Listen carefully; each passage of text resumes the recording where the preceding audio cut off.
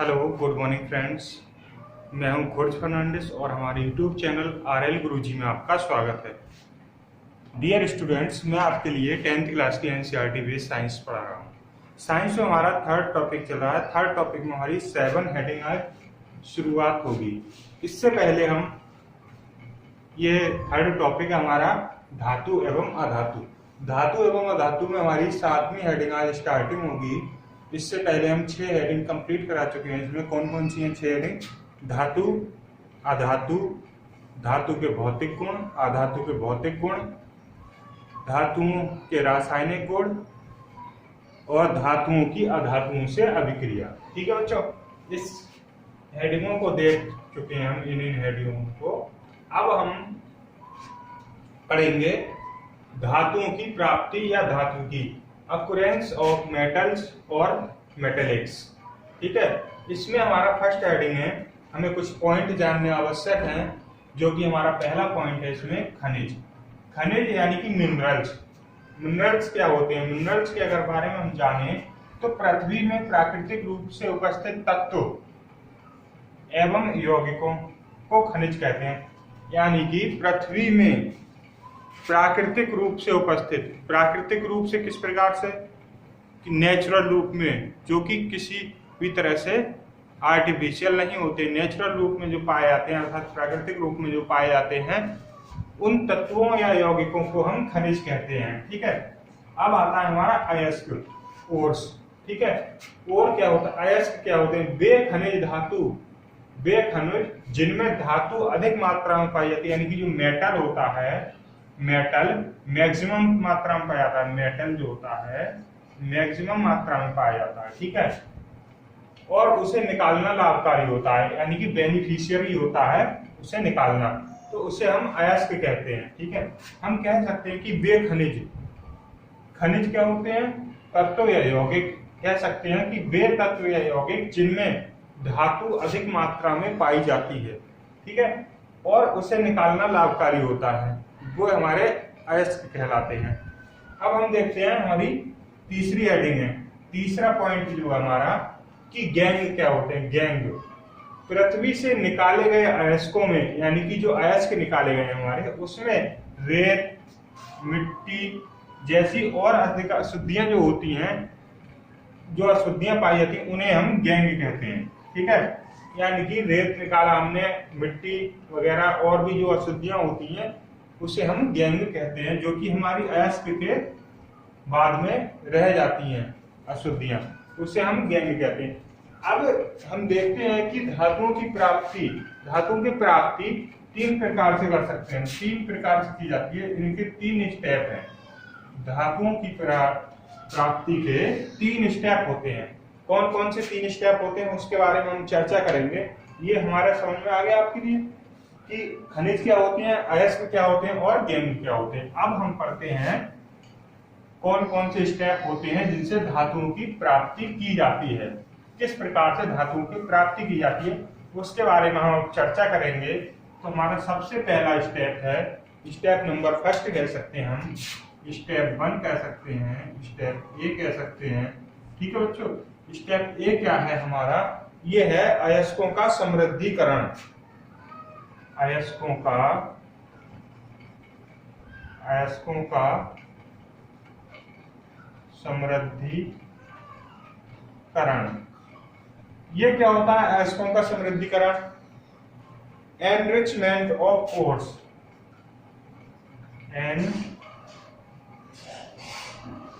Enrichment of ores, इसके बारे में पढ़ेंगे। अयस्कों के समृद्धिकरण के बारे में पढ़ेंगे बच्चों। तो अयस्क और गैंग का मिश्रण जो होता है, उनको अयस्क का, यानी कि जो हमारे अयस्क हैं और जो गैंग है, इनका जो मिश्रण होता है, इन्हें शुद्ध करने के लिए, अलग करने के लिए, अयस्कों को और गैंग को अलग करने के लिए कई विधियां होती हैं हमारी।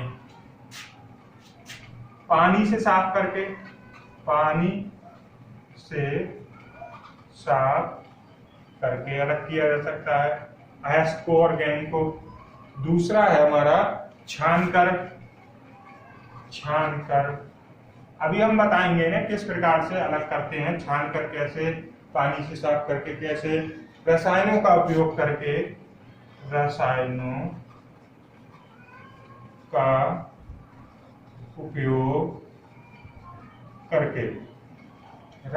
का उपयोग करके हम धातुओं की प्राप्ति कैसे करते हैं, और है हमारा चुंबक के द्वारा।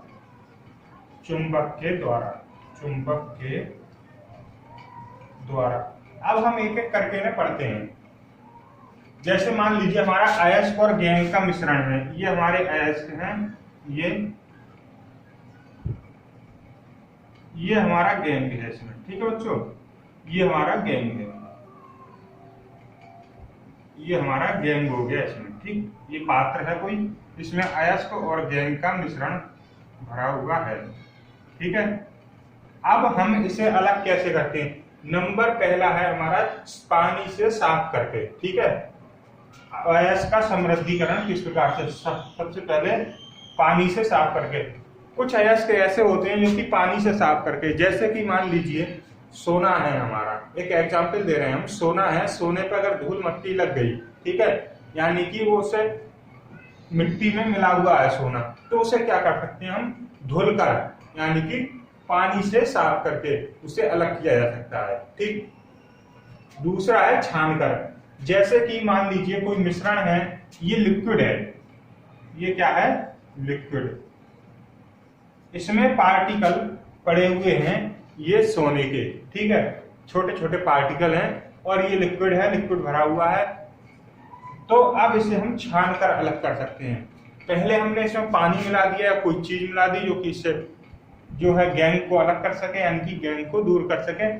फिर क्या होगा? इसे छान लेंगे तो हमारा जो मेटल होगा, यानी कि धातु जो होगी, वो छल्ली में रह जाएगी और गैंग जो होगा नीचे निकल जाएगा। तो अर्थात हम पानी के द्वारा साफ कर लेते हैं, छान कर भी कर सकते हैं। रसायनों का उपयोग करके, यानी कि कुछ ऐसे मेटल होते हैं जो कि इस प्रकार से छान कर भी नहीं किए जा सकते कि वो साथ में आ जाएंगे, तो उन्हें क्या किया जाता है कि रसायन होता है, कुछ केमिकल्स वगैरह जो होते हैं उन्हें डालकर उसमें डाल दिया जाता है पात्र में, और वो अलग अलग विस्थापित हो जाते हैं। तो इस प्रकार से हम रसायनों का उपयोग करके किसी भी अयस्क का समृद्धीकरण कर सकते हैं। और चुंबक के द्वारा कैसे करते हैं? चुंबक के द्वारा बच्चों हमने देखा है कभी कभी कि रोड पर लोहा बीनने वाले होते हैं, ठीक है, वो क्या करते हैं? चुंबक को धागे में बांध लेते हैं। या आपने देखा होगा पहले छोटे छोटे थे तो क्या होता था कि जैसे नाली में कोई किसी का सिक्का गिर गया, यानी कि लोहे का सिक्का होता था, वो गिर गया, यानी कि रुपया, ठीक है, तो चुंबक को धागे में बांधकर उसमें नाली में डाल देते थे। तो क्या होता था कि जो रुपया था, यानी कि पैसा सिक्का था, वो हमारा चुंबक पर चिपक जाता था और उसे हम धुल लेते थे और अलग कर देते थे। यानी कि चुंबक के थ्रू हम अलग कर सकते हैं किसी भी मेटल को या अयस्क को, ठीक है। अयस्कों का समृद्धीकरण इस प्रकार से किया जा सकता है स्टेप ए के द्वारा, ठीक। अब हम देखते हैं स्टेप बी, धातुओं का निष्कर्षण। स्टेप बी के द्वारा किस प्रकार से करते हैं हम धातुओं का निष्कर्षण? अब पढ़ेंगे बच्चों हम धातुओं का निष्कर्षण। ये हमने अयस्कों का समृद्धीकरण पढ़ लिया था। अब हमें दूसरा स्टेप, हमारा दूसरा स्टेप क्या है? दूसरा है धातुओं का निष्कर्षण। धातुओं का निष्कर्षण स्टेप बी है हमारा, ये धातुओं का निष्कर्षण, ठीक है। धातुओं का स्टेप बी है हमारा, धातुओं का निष्कर्षण। धातुओं का निष्कर्षण किस प्रकार से हम करते हैं इसके बारे में चर्चा करेंगे। तो धातुओं की निष्कर्षण करने के लिए हमें सबसे पहले कुछ तत्वों के बारे में जानकारी होनी चाहिए। यह है potassium, sodium, calcium, magnesium, aluminium, zinc, iron, lead, copper, Hg, Ag और Au, ठीक है। ये हमारे तत्व हैं, ठीक। इसमें क्या है? ये sodium, potassium, sodium, calcium, magnesium और एल्युमिनियम, ये जो तत्व हमारे बच्चों, ये अधिक अभिक्रियाशील है, ठीक है। अधिक क्रियाशील है यानी कि किसी से भी एकदम क्रिया कर लेते हैं। तो ये जो होते हैं धातु में स्वतंत्र रूप में नहीं मिलती हैं, ये स्वतंत्र रूप में नहीं पाई जाती हैं। इन्हें विद्युत अपघटन द्वारा प्राप्त किया जाता है। ये जो होती है प्रकृति में स्वतंत्र रूप में नहीं मिलती है, इन्हें विद्युत अपघटन द्वारा अलग किया जाता है। ठीक है। दूसरा है हमारा मध्यम क्रियाशील। मध्यम क्रियाशील कौन कौन सी धातुएं हैं? Zn, Fe और Pb और Cu। ये हमारी जो तत्व हैं ये हमारे मध्यम क्रियाशील है। ठीक है। ये किस प्रकार से मिलते हैं? ये सल्फाइड, ऑक्साइड और कार्बोनेट के रूप में मिलते हैं। यानी कि सल्फाइड के अयस्क, कार्बोनेट के अयस्क और ऑक्साइड के अयस्क के रूप में मिलते हैं। इनका कार्बन द्वारा अपचयन किया जाता है। इनका कार्बन द्वारा अपचयन, अपचयन अर्थात ऑक्सीडेशन, ऑक्सीडेशन, ऑक्सीडेशन अपचयन बताया था मैंने फर्स्ट चैप्टर में। उसी कार्बन द्वारा इनका ऑक्सीडेशन किया जाता है उसी प्रकार से। अब है हमारे कम क्रियाशील तत्व। कम क्रियाशील तत्व कौन से हैं? Hg, Ag और Au। यानी कि मरकरी, सिल्वर और गोल्ड। मरकरी, सिल्वर और गोल्ड जो हैं ये हमारे ये स्वतंत्र रूप में प्रकृति में उपस्थित होते हैं। स्वतंत्र रूप में ये बहुत कम अभिक्रियाशील होते हैं। ये बहुत कम ही किसी धातु से या किसी से भी अभिक्रिया करते हैं। तो ये हमारा सेकंड स्टेप हो गया, यानी कि स्टेप बी हो गया। इसके द्वारा धातुओं का निष्कर्षण किस प्रकार से किया जाता है ये हमने बताया। अब हम बच्चों पढ़ेंगे थर्ड स्टेप। इसमें हमने बताया था कि धातुओं की प्राप्ति हम 3 स्टेप के द्वारा कर सकते हैं। ठीक है। तो हमने देखा ये फर्स्ट स्टेप हो गया हमारा और बी स्टेप। अब ये स्टेप बी जो है धातुओं का निष्कर्षण किस प्रकार से किया जाता है इसके बारे में हम जानेंगे। तो एक हमें टेबल बनानी होगी। अभी ये आप नोट कर लीजिए। ये पता चल रहा है इससे कि ये कम है, ये अधिक, ये कम अभिक्रियाशील है और ये धातुएं किस प्रकार से हम अलग कर सकते हैं, यानी कि किस अवस्था में हमारे लिए मिलती हैं। ठीक है। अब हम देखते हैं टेबल के बच्चों। अभी हमने पढ़ा कि कम अभिक्रियाशील, अधिक अभिक्रियाशील और मध्यम अभिक्रियाशील धातुओं के बारे में। ठीक है, यानी कि तत्वों के बारे में। अब हम पढ़ते हैं कि धातुओं का निष्कर्षण जो है किस प्रकार से किया जाता है, अयस्कों का किस प्रकार से हम निष्कर्षण करते हैं। ठीक है। तो अयस्क होता है सबसे पहले, यानी कि ओर। ठीक है। इसका हम सांद्रण, अयस्क का सांद्रण कर लेते हैं। सर्वप्रथम अयस्क होता है उसका हम सांद्रण कर लेते हैं। अब सांद्रण करने के पश्चात हमारे लिए पता चलता है कि अयस्क जो होते हैं 3 प्रकार की धातुएं होती हैं। अभी हमने पीछे पढ़ा था कि उच्च अभिक्रियाशील धातुएं, ठीक, उसके बाद में मध्यम अभिक्रियाशील धातुएं और हमारी निम्न अभिक्रियाशील धातुएं, निम्न अभिक्रियाशील धातुएं। ठीक है। ये 3 प्रकार की धातुएं होती हैं हमारी, उच्च अभिक्रियाशील, मध्यम अभिक्रियाशील और निम्न या कम अभिक्रियाशील धातुएं। ठीक है। जो उच्च अभिक्रियाशील धातुएं होती हैं, अभी हमने बताया कि जो उच्च अभिक्रियाशील तत्व जो होते हैं वो हमेशा कभी भी प्रकृति में एक कॉम्बाइंड रूप में रहते हैं, यानी कि किसी न किसी से जुड़े हुए रहते हैं, फ्री फॉर्म में नहीं होते हैं। तो क्या होता है उनका गलित धातु का, जो उनकी गलित धातु होती है, यानी कि लिक्विड धातु जो होती है, गलित मतलब गली हुई धातु का मिश्रण होता है। ठीक है।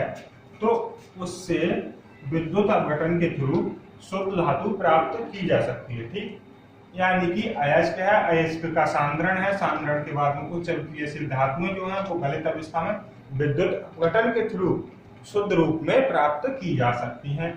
दूसरा पॉइंट है हमारा अयस्क है, अयस्क का सांद्रण होता है, मध्यम अभिक्रियाशील अगर धातु होती है तो वह 2 प्रकार के अयस्क बनाती है, एक कार्बोनेट अयस्क बनाती है और एक हमारे सल्फाइड अयस्क बनाती है।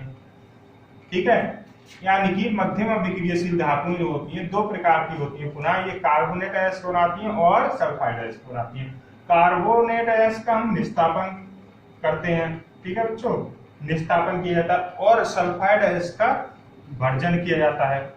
ठीक है। कार्बोनेट अयस्क का निस्तापन विधि द्वारा अलग करते हैं और सल्फाइड अयस्क को भर्जन के द्वारा। ठीक है। ये हमारी विधियां हैं, मेथड है किसी भी धातु को अलग करने के लिए। ठीक है। उससे क्या बनते हैं, दोनों से ही धातु ऑक्साइड बनते हैं हमारे। यानी कि कार्बोनेट एसिड का निस्तापन हुआ तो धातु ऑक्साइड बनेगा, सल्फाइड एसिड का भर्जन हुआ तब भी धातु ऑक्साइड बनेगा। ठीक है, अब धातु ऑक्साइड का अपचयन मैंने बताया था आपको, मध्यम विक्रियशील धातु में इनका अपचयन किया जाता है। ठीक है, ऑक्सीडेशन किया जाता है। इनका ऑक्सीडेशन कार्बन के साथ में ऑक्सीडेशन किया जाता है तो धातु का शोधन हो जाता है, यानी कि शुद्ध धातु में प्राप्त हो जाती है। ठीक है, तो ये हमारा सेकंड पॉइंट है। अब हमारा थर्ड पॉइंट क्या है, अयस्क होगा, अयस्क का सांद्रण होता है। सांद्रण के बाद में निम्न विक्रियशील जो धातुएं होती हैं वो सल्फाइड अयस्क बनाती हैं। ठीक है, वो क्या करती हैं, सल्फाइड अयस्क बनाती हैं। ठीक, सल्फाइड अयस्क का भर्जन विधि के द्वारा धातु में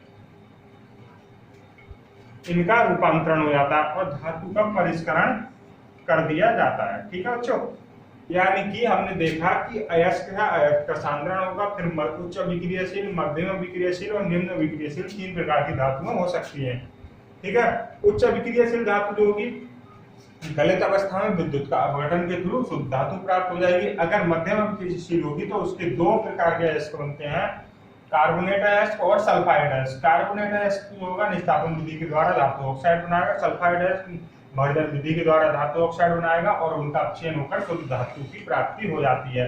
और अगर हम देखते हैं कि निम्न विक्रियाशील धातुएं जो होती हैं तो वो सल्फाइड अयस्क जो होता है भर्जन विधि के द्वारा धातु का परिष्करण कर लिया जाता है। ठीक है, ये हमारी विधि होती है। ठीक, अब हम पढ़ते हैं कम विक्रियशील धातुओं का निष्कर्षण। बच्चों, अभी हमने देखा कि किस प्रकार से हम जो है अयस्क से हम धातुओं को निष्कर्षित करते हैं, यानी कि धातुओं की प्राप्ति करते हैं। अब हम देखेंगे कि कम अभिक्रियाशील जो धातुएं होती हैं उनसे अयस्क को किस प्रकार से प्राप्त किया जाता है। तो हमारी इस अब अगली हेडिंग है कम क्रियाशील धातुओं का निष्कर्षण। कम क्रियाशील धातुओं का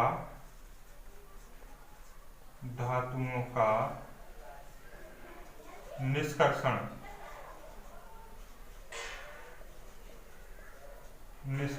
ठीक है बच्चों, अब हम देखते हैं कम क्रियाशील धातुओं का निष्कर्षण हम किस प्रकार से करते हैं। तो अगर हम कम क्रियाशील धातुओं को गर्म कर दें, ठीक है, धातु ऑक्साइड को इनके गर्म कर दें तो क्या होता है कि हमें कम अभिक्रियाशील धातुओं से उनके अयस्क की प्राप्ति होती है। ठीक है, यानी कि धातु प्राप्त की जा सकती है। कैसे प्राप्त करते हैं हम इसका एग्जाम्पल देखते हैं।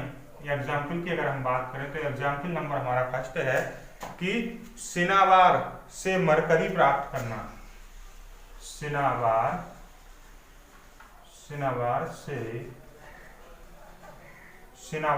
सिनाबार का फॉर्मूला क्या होता है, HgS। सिनाबार से मरकरी Hg प्राप्त करना।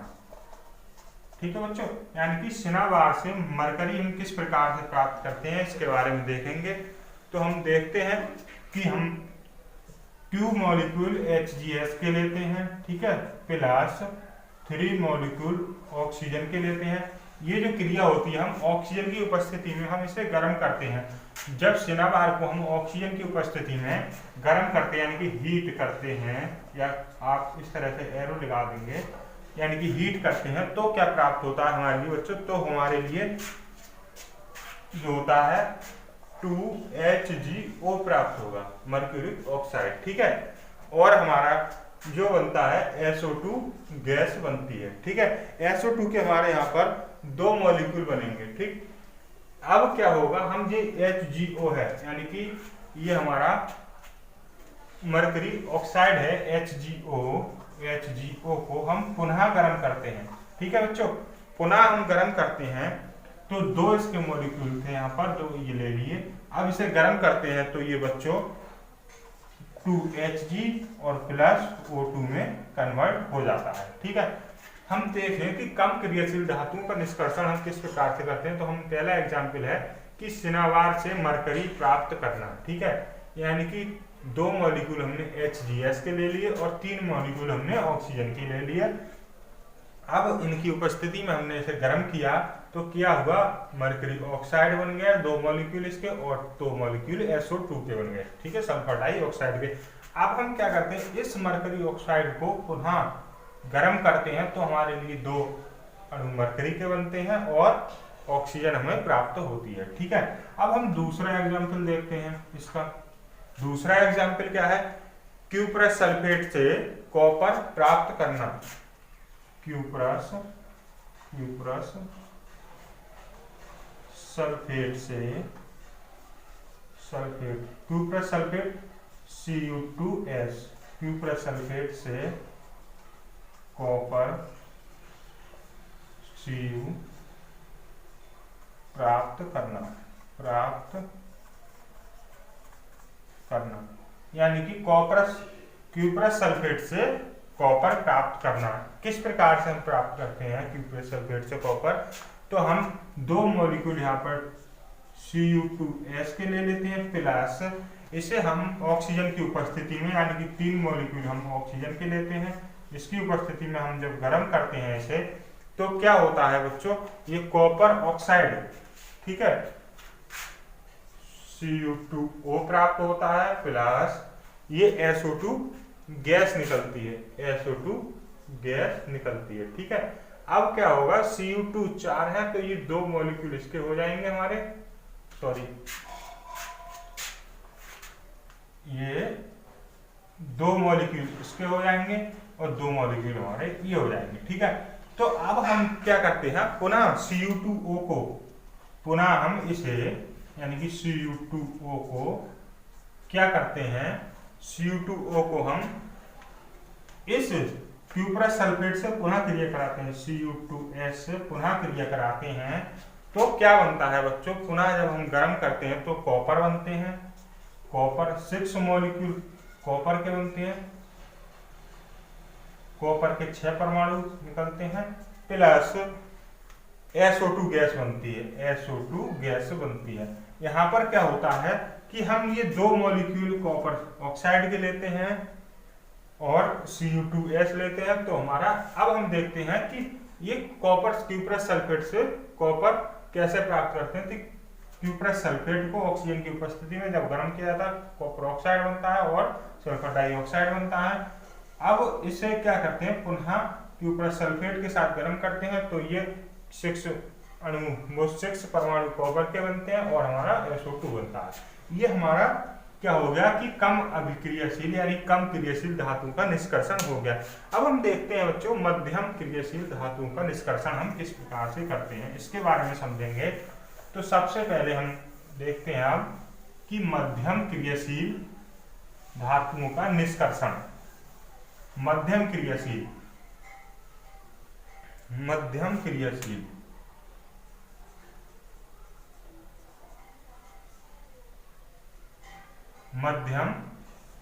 क्रियाशील धातुओं का निष्कर्षण किस प्रकार से करते हैं। तो बच्चों क्या होता है कि यह धातु के जो सल्फाइड होते हैं, ठीक है, हमने देखा कि मध्यम क्रियाशील जो चार्ट बनाया था हमने, उसमें बीच में था कि मध्यम क्रियाशील जो धातु होती हैं उनके कौन कौन से अयस्क होते हैं, ठीक है, कौन कौन से होते हैं, वो सल्फाइड अयस्क में होते हैं और कार्बोनेट। हमने देखा था कि मध्यम क्रियाशील धातु ये लिखा था, फिर ये 2 पार्ट में, ये सल्फाइड अयस्क, ठीक है, और ये कार्बोनेट अयस्क ये लिखा हुआ था, ठीक है। तो इसकी जो करते थे हम, सल्फाइड अयस्क की जो क्रिया करते थे, तो सल्फाइड अयस्क को हम भर्जन विधि के द्वारा, भर्जन के द्वारा कर रहे थे अलग, ठीक है, इसे हम करते रहे थे निस्तापन के द्वारा, ठीक है। तब हमें क्या होता था, इस प्रकार से हम करते थे, तो वही क्रिया को हम समझेंगे, ठीक है, किस प्रकार से करते हैं। अब हमें क्या होता है, सल्फाइड अयस्क से धातु का निष्कर्षण, ठीक है। तो इसमें हमारा ए पॉइंट है, सल्फाइड अयस्क से धातु का निष्कर्षण, यानी कि सल्फाइड अयस्क से धातु का निष्कर्षण हम किस प्रकार से करते हैं, इसके बारे में हम चर्चा करेंगे, ठीक है बच्चों। तो किस प्रकार से करते हैं, तो जब सल्फाइड अयस्क का, यानी कि जिंक भर्जन विधि के द्वारा, ठीक है, यानी कि भर्जन विधि के द्वारा भर्जन, इसे हम कहते हैं रोस्टिंग, ROASTING, रोस्टिंग कहते हैं भर्जन को। ठीक है, भर्जन विधि के द्वारा यानी कि रोस्टिंग के द्वारा हम क्या करते हैं, सल्फाइड एसिड से धातु का निष्कर्षण करते हैं। किस प्रकार से करते हैं, जब सल्फाइड एसिड को वायु की उपस्थिति में गर्म किया जाता है तब हमें क्या होता है, ये धातु प्राप्त होती है। ठीक है, कैसे कैसे प्राप्त होती है, जैसे कोई एग्जाम्पल देखते हैं हम। एग्जाम्पल क्या है कि जैसे हम जिंक सल्फेट ले लेते हैं, 2 मॉलिक्यूल हमने ZnS के ले लिए। ठीक है, प्लस हमने क्या किया, 3 मॉलिक्यूल ऑक्सीजन के ले लिए। तो क्या होता है बच्चों, तब हमारे लिए प्राप्त होता है ये, जब हम इसे गर्म करते हैं तो जिंक ऑक्साइड और SO2 बनता है हमारा। तो हमारा बच्चों zinc oxide ZnO, zinc oxide plus SO2 हमारा बनता है। ये 2 मॉलिक्यूल जिंक ऑक्साइड के, 2 SO2 के बनते हैं। ठीक है, हमने देखा कि जिंक सल्फाइड को यानी जिंक सल्फाइड को ऑक्सीजन की उपस्थिति में जब हम गर्म करते हैं तो क्या होता है, जिंक ऑक्साइड बन जाता है। ठीक है, जिंक ऑक्साइड के साथ साथ हमारा 2 मॉलिक्यूल SO2 के बनते हैं। ठीक है, सल्फर डाइऑक्साइड के बनते हैं। अब हम ये हमारे क्या हो गया, भर्जन की विधि हो गई यानी कि रोस्टिंग हो गई हमारी। ठीक है, अब हम देखते हैं दूसरी। ठीक, दूसरा क्या होता है हमारा, कार्बोनेट एसिड से धातु का निष्कर्षण किस प्रकार से होता है। हमारा बी है कार्बोनेट एसिड से धातु का निष्कर्षण, यानी कि कार्बोनेट एसिड से हम धातु को किस प्रकार से अलग करते हैं। ठीक है, तो वो विधि है हमारी निस्तापन। ठीक है, यानी कि कार्बोनेट एसिड से जो हम धातु को अलग करते हैं तो वो निस्तापन के द्वारा करते हैं। इसका इंग्लिश में होता है कैल्सिनेशन विधि होती है। ठीक है, यानी कि निस्तापन विधि को कैल्सिनेशन कहते हैं। कैल्सिनेशन के थ्रू हम इसे अलग करते हैं। अब किस प्रकार से बच्चों अलग करते हैं हम इसे देखेंगे। तो क्या होता है इसमें कि जब हम कार्बोनेट एसिड है, जैसे कि मान लीजिए जिंक कार्बोनेट है, ZnCO3 है, जब हम इसे गर्म करते हैं, ठीक है, गर्म जो किया जाता है इसे निस्तापन में ऑक्सीजन की अनुपस्थिति में या ऑक्सीजन की बहुत कम मात्रा में। इसमें क्या था, ऑक्सीजन मैक्सिमम मात्रा में O2 थी। ठीक है, इसमें क्या है, मिनिमम मात्रा में O2 होगी या फिर नहीं भी होगी। ठीक है, ऐसा भी हो सकता है। तो जब हम जिंक कार्बोनेट को, ठीक है, ZnCO3 को, ठीक, क्या करते हैं, गर्म करते हैं, तो बच्चों क्या प्राप्त होता है हमारे लिए, तब हमें जिंक ऑक्साइड प्लस हमारे लिए CO2 कार्बन डाइऑक्साइड प्राप्त होती है। यानी कि जब हम जिंक कार्बोनेट को गर्म करते हैं तो जिंक ऑक्साइड और कार्बन डाइऑक्साइड प्राप्त होती है। अगर हम भर्जन विधि में देखें तो जिंक सल्फेट को हम क्या कहते हैं, जिंक सल्फाइड को हम ऑक्सीजन की उपस्थिति में गर्म करते हैं तो जिंक ऑक्साइड और सल्फर डाइऑक्साइड। अब हमने देखा कि यहाँ भी हमारा जिंक ऑक्साइड बना है, यहाँ भी जिंक ऑक्साइड। अब इन दोनों को हमने बताया था कि ये क्या था कि इन दोनों को हम जो है अपचयन विधि द्वारा, ऑक्सीडेशन, ठीक है, सॉरी रिडक्शन विधि द्वारा, ठीक है, अपचयन विधि द्वारा हम इन्हें अलग कर सकते हैं। ठीक है, इनसे धातु प्राप्त कर सकते हैं। अब इन दोनों का अपचयन हो जाएगा, जिंक ऑक्साइड का और जिंक का। ठीक है, तो क्या हो जाएगा, रिडक्शन। रिडक्शन में क्या होता था, रिडक्शन हमने देखा था, रिडक्शन, ठीक है, यानी कि अपचयन। ठीक है, अपचयन की क्रिया में क्या होता है, इसमें क्या होता है, ऑक्सीजन निकलता है, ठीक है, निकलता है, ठीक, और हाइड्रोजन जुड़ता है। यही तो होता है, या ऑक्सीजन निकलेगा या हाइड्रोजन जुड़ेगा। ठीक है, तो क्या होगा, इसमें जिंक ऑक्साइड जो है ZnO से ये 2 मॉलिक्यूल लिए जाएंगे और जिंक अलग हो जाएंगे 2 मॉलिक्यूल, प्लस O2 गैस निकल जाएगी। तो ये हमारी धातु प्राप्त हो जाएगी। इस प्रकार से हम धातु को प्राप्त कर सकते हैं। ठीक है, तो ये हमारी हो गई भर्जन विधि और ये हमारी निस्तापन विधि हो गई। ठीक है, अब हम देखते हैं इसमें कि इसका अपचयन कैसे किया जाता है। अपचयन ये बताया था मैंने, अब इसको हम करके दिखाते हैं और सही से, अगर आप नोट कर लें इसे कि अपचयन रिडक्शन, जो अपचयन होता है, अपचयन यानी कि रिडक्शन, रिडक्शन जो होता है इसके बारे में हम पढ़ेंगे कि अपचयन किस प्रकार से होता है। तो जब हम जिंक ऑक्साइड के 2 मॉलिक्यूल को, ठीक है, क्या करते हैं कि अपचयन कराते हैं, रिडक्शन कराते हैं। ठीक है, किसकी उपस्थिति में? कार्बन की उपस्थिति में, कार्बन की उपस्थिति में। तो हमारा क्या बनता है? जिंक बन जाएगा और कार्बन मोनोऑक्साइड बन जाएगी। ठीक है, ये हमारे जिंक के 2 अणु बन गए और ये कार्बन मोनोऑक्साइड बन गए। ठीक है, इस तरह से हम कर सकते हैं। क्या कर सकते हैं इसमें जो है, कार्बन का भी प्रयोग कर सकते हैं, ठीक, और कार्बन मोनोऑक्साइड का भी कर सकते हैं, कार्बन मोनोऑक्साइड का प्रयोग भी कर सकते हैं। ठीक है, और तीसरा हम इसमें जो है हाइड्रोजन का भी प्रयोग कर सकते हैं, हाइड्रोजन का। ठीक है, हाइड्रोजन का अब किस प्रकार से हम प्रयोग करेंगे? हमने कार्बन का प्रयोग करके दिखा दिया। ठीक है, जैसे कि कार्बन का प्रयोग करके हम CO और Zn बना देते हैं। अब हम करते हैं कार्बन मोनोऑक्साइड का प्रयोग। कार्बन मोनोऑक्साइड का प्रयोग किस प्रकार से करते हैं? मान लीजिए ZnO है प्लस कार्बन मोनोऑक्साइड है, तो इससे CO2 बन जाएगा, कार्बन डाइऑक्साइड और जिंक बन जाएगा ये। ठीक है, इससे धातु अलग हो जाएगी। अगर हम देखते हैं हाइड्रोजन का प्रयोग करते हैं, तो जिंक ऑक्साइड है प्लस हाइड्रोजन है, तो क्या हो जाएगा? H2O बन जाएगा और प्लस जिंक बन जाएगी। ठीक है, इस प्रकार से हम क्या करते हैं कि अपचयन विधि द्वारा मध्यम अभिक्रियाशील धातुओं को अलग कर सकते हैं। ठीक है, तो इस प्रकार से हम मध्यम अभिक्रियाशील धातुओं को अलग कर सकते हैं। ये अपचयन की विधि आपको समझ में आ गई, रिडक्शन की, यानी कि इसमें से ऑक्सीजन निकल रहा है। ठीक, तो अब हम देखते हैं कि अधिक क्रियाशील धातुओं का निष्कर्षण किस प्रकार से किया जाता है।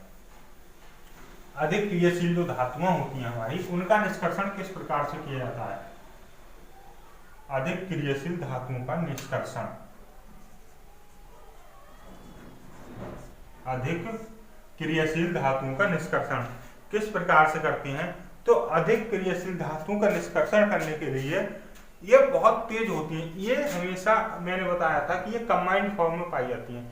ये हमेशा मुक्त अवस्था में नहीं होती, नेचुरल स्थिति में नहीं होती, किसी न किसी से कंबाइंड होती हैं। तो क्या किया जाता है हम बच्चों, इसका क्या करते हैं, हम जलीय विलयन करते हैं। ठीक है, तो जलीय विलयन का विद्युत अपघटन द्वारा, इनका जो है विद्युत अपघटन द्वारा, विद्युत अपघटन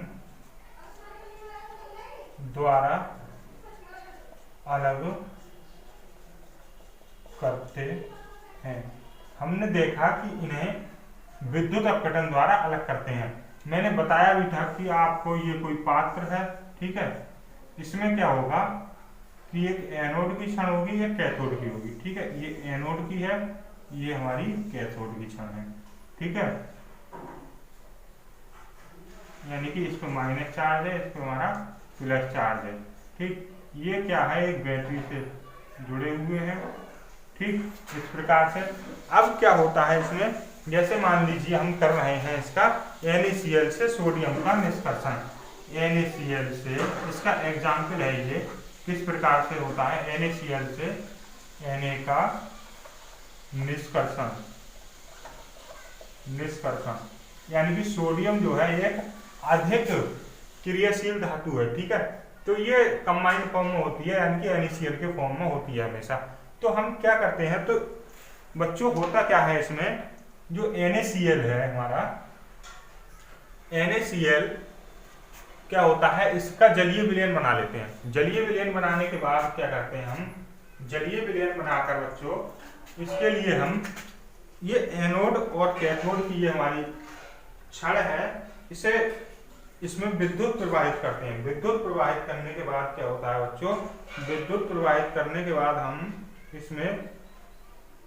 हम देखते हैं कि सोडियम और कैल्शियम, ठीक है, सोडियम और क्लोरीन, ठीक, Cl के जो होते हैं अणु जो होते हैं इसमें मौलिक, जैसे Na है, Na प्लस चार्ज में, Cl माइनस चार्ज में टूट जाएगा।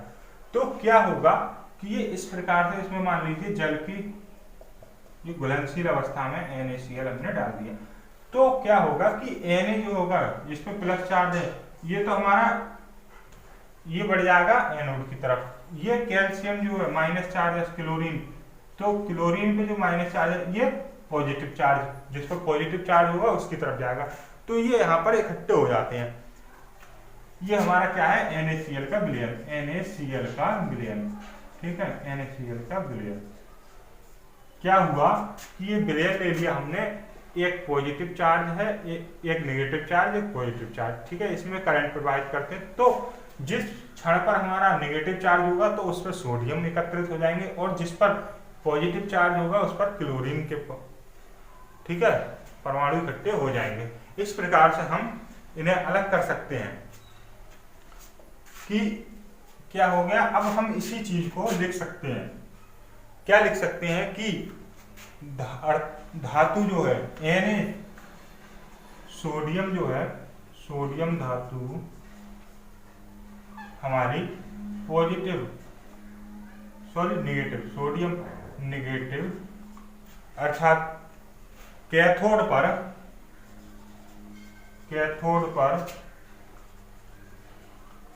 इकट्ठी हो जाती है, ठीक, यानी कि सोडियम जो धातु हमारी कैथोड पर इकट्ठी हो जाती है, और जो क्लोरीन है, ठीक, ये जो है क्लोरीन पॉजिटिव, ठीक, यानी कि एनोड पर एकत्रित हो जाती है।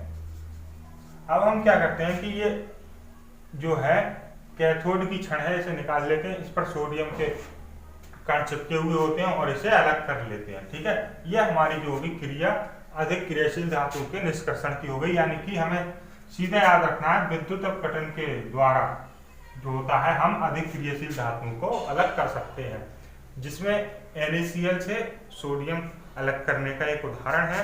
अब हमारा ये दो स्टेप हमारी कंप्लीट हो गई, ठीक है, दो स्टेप हमारी कंप्लीट हो गई। नंबर एक स्टेप क्या था बच्चों, पहला स्टेप था हमारा कि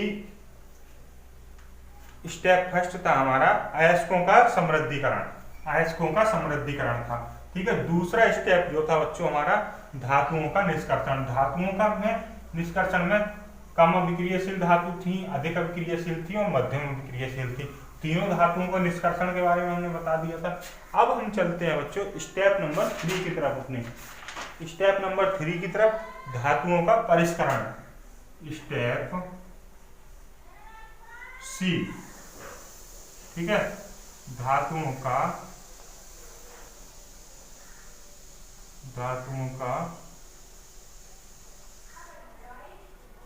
परिष्करण,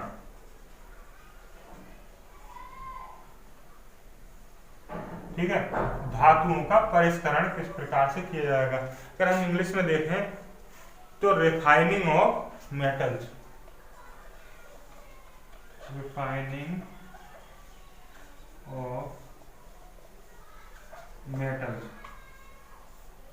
यानी कि धातुओं का परिष्करण किस प्रकार से करते हैं।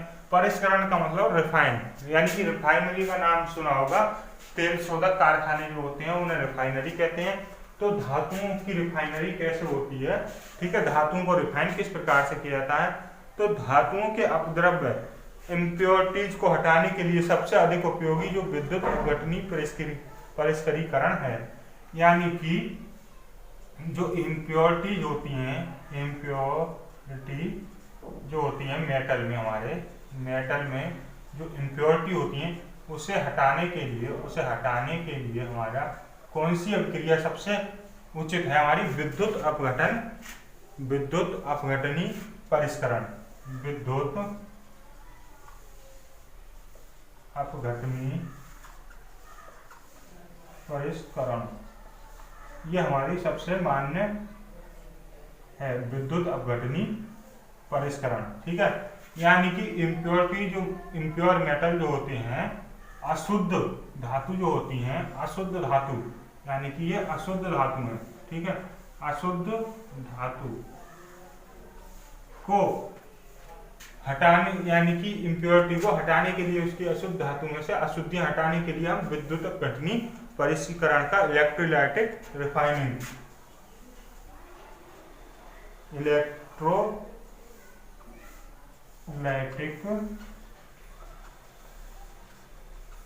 रिफाइनिंग का हम यूज करते हैं। ठीक है, इसके थ्रू हम जो होता है धातुओं का परिष्करण करते हैं। तो इसमें कुछ पॉइंट है हमारे। पहला पॉइंट हम देखते हैं, पहला पॉइंट क्या है कि जब विद्युत धारा प्रवाहित होती है तो अशुद्ध धातु अपघट्य में घुलने लगेगा। ठीक है, जब विद्युत धारा हम प्रवाहित करते हैं इसमें, ठीक है, अशुद्ध धातुओं में विद्युत धारा प्रवाहित करते हैं तो क्या होता है, तब बच्चों हमारा जो धातु, अशुद्ध धातु जो होती हैं, अशुद्ध धातुएं जो होती हैं, अशुद्ध धातुओं का अपघटन होने लगता है। ठीक है, डिकम्पोज होने लगती है। ठीक, यानी कि उसी समय अपघट्य से अशुद्ध धातु उतनी ही मात्रा में कैथोड पर विक्षेपित, यानी कि जमा हो जाती है। हमने बताया था कि ये कैथोड है और ये एनोड है। ठीक है, इस पर क्या होगा कि कैथोड पर हमारी ये धातु जमा हो जाएंगी। ठीक, कैथोड पर, ये कैथोड पर और ये एनोड है, तो कैथोड पर हमारी अशुद्धियां ये जमा हो जाती हैं। ठीक है, क्या होता है, जैसे विद्युत अपघट्य पदार्थ जो होता है CuSO4 है। ठीक है, इस पर Cu प्लस चार्ज है और SO4 पर माइनस है। ठीक, तो क्या होगा कि ये कॉपर जो होगा ये एनोड पर चला जाएगा और SO4 जो होगा कैथोड पर चला जाएगा। ये इस प्रकार से हम किसी भी धातु को विद्युत अपघट्य से अवलेय अशुद्धियां एनोड की तली पर निक्षेपित हो जाती हैं। क्या होता है कि जो हमारी आघुलित अशुद्धियां जो होती हैं, जो हमारे अशुद्धियां जो हैं, इम्प्योरिटी जो घुलती नहीं है, ठीक है, तो वो क्या होती है एनोड पर। इसमें होता क्या है, पूरी प्रक्रिया मैं समझा दूं आपको। ये हमारा कोई पात्र है। ठीक है, इसमें क्या है, ये हमारी क्षण एनोड की है। ठीक, ये कैथोड की है। ये हमारी माइनस,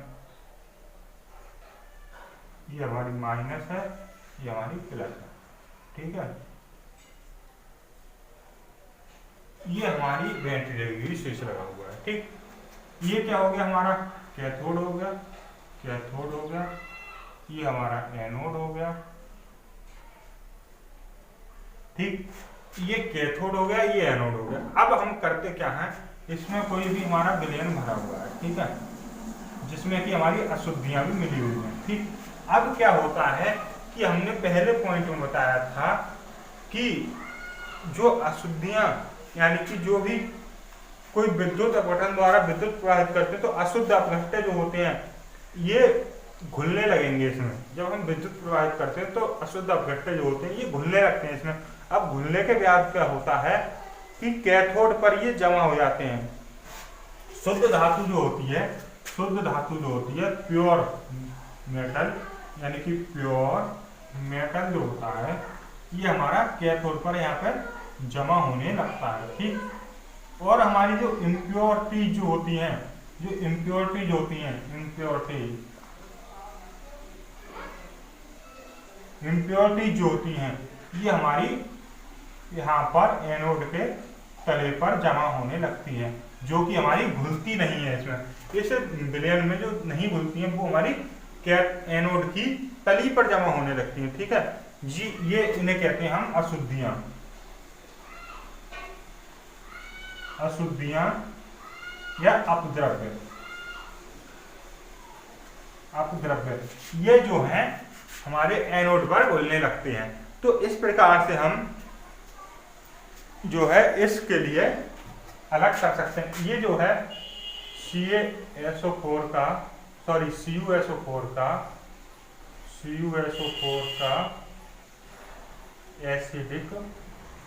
एसिडिक सॉल्यूशन है, यानी कि CuSO4 का ये एसिडिक सॉल्यूशन है हमारा। तो इसमें क्या होता है,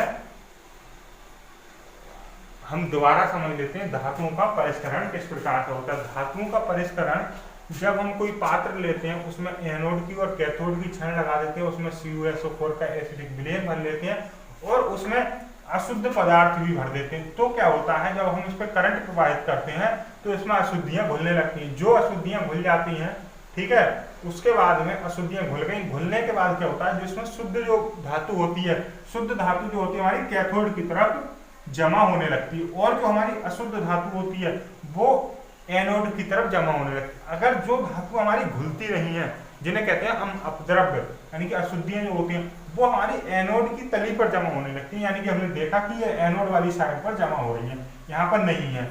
तो इस प्रकार से हम इन्हें अलग कर सकते हैं, ठीक है। ये हमारा हो गया धातुओं की प्राप्ति, यानी कि धातुविकी के बारे में हमने 3 स्टेप थे, स्टेप ए, स्टेप बी, स्टेप सी, ये तीनों कंप्लीट हो चुके हैं। अब हम पढ़ेंगे नेक्स्ट क्लास में, ठीक है। नेक्स्ट क्लास में हम मिलते हैं नेक्स्ट टॉपिक के साथ। और हमारे इस वीडियो को देखने के लिए बहुत बहुत धन्यवाद, और हमारे यूट्यूब चैनल को लाइक करें, सब्सक्राइब करें और कमेंट करना ना भूलें। Thank you so much friends.